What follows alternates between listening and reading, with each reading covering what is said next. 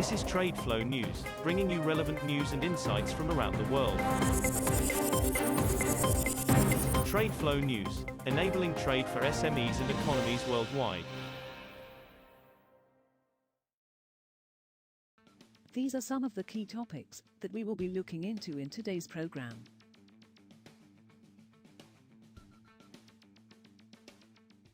First, let's take a look at the overnight headlines which are impacting the commodity markets. 3 of India's most industrialized states plan to import 10.5 million tons of coal in coming months as officials scramble to arrest widespread power cuts, a move that could push global coal prices to new highs. The scale of the purchases and the decision to go back on a plan to cut coal imports underscore the severity of India's fuel crisis. Utilities coal inventories are at the lowest pre-summer levels in at least 9 years, and electricity demand is seen rising at the fastest pace in at least 38 years. Maharashtra plans to import 8 million tons for blending purposes, while Gujarat will place orders for 1 million ton next week, the state's energy officials told the federal government on April 13, according to the minutes of the meeting reviewed by Reuters. European Union countries are edging towards a deal on how to share the burden of cutting greenhouse gas emissions within the EU, with states poised to accept national targets proposed by Brussels last year, according to diplomats and a draft document seen by Reuters. The EU's effort-sharing policy sets national goals for its 27 member states to reduce emissions in sectors like transport and buildings, adding up to a 40% cut in relevant emissions by 2030, from 2005 levels. Buildings and transport are problem sectors for the climate.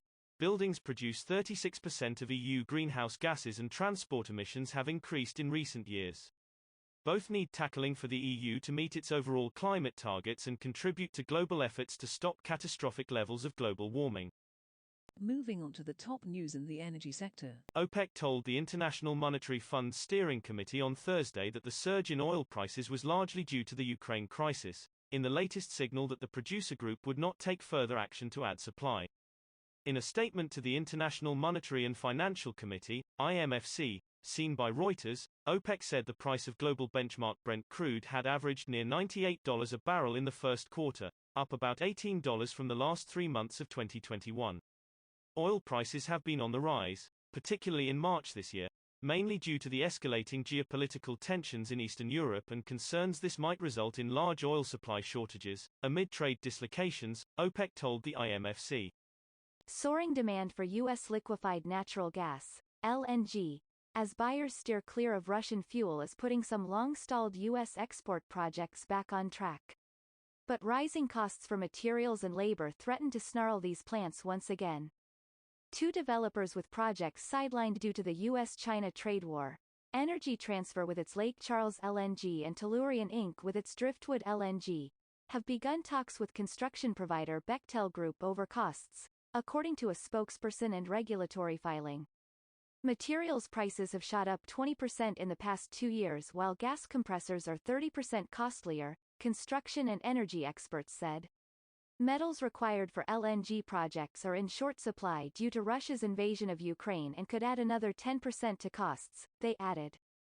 Next, we have the top news in metal markets. Japan's crude steel output in March fell 4.3% from a year earlier, the Japan Iron and Steel Federation said on Thursday, citing continued slow automobile production because of microchip and parts shortages.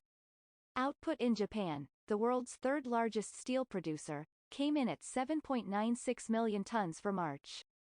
It was the third drop in as many months, but the figure, which is not seasonally adjusted, was up 8.9% from February. The shortage of semiconductor and other parts continued to weigh on automobile production, reducing steel demand, said a researcher at the Federation, adding that output was also curbed by the shutdown of a blast furnace for repair.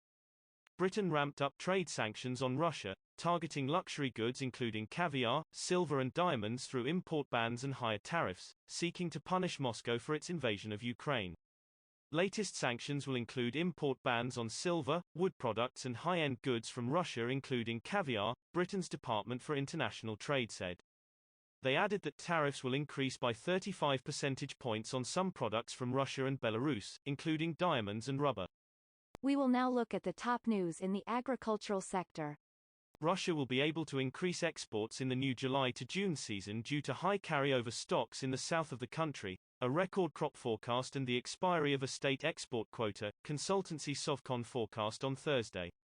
Russian exporters have largely managed to resolve problems with logistics and the transfer of payments caused by Western sanctions imposed on Moscow since late February and are exporting wheat from the Russian side of the Black Sea and sporadically from the Azov Sea.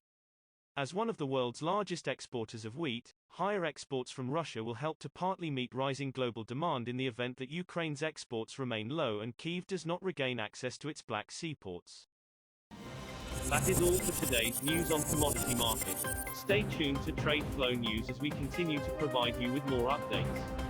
We also invite you to follow us on Twitter at TradeFlow News, which allows you to watch our program on your mobile device or desktop to receive information from there.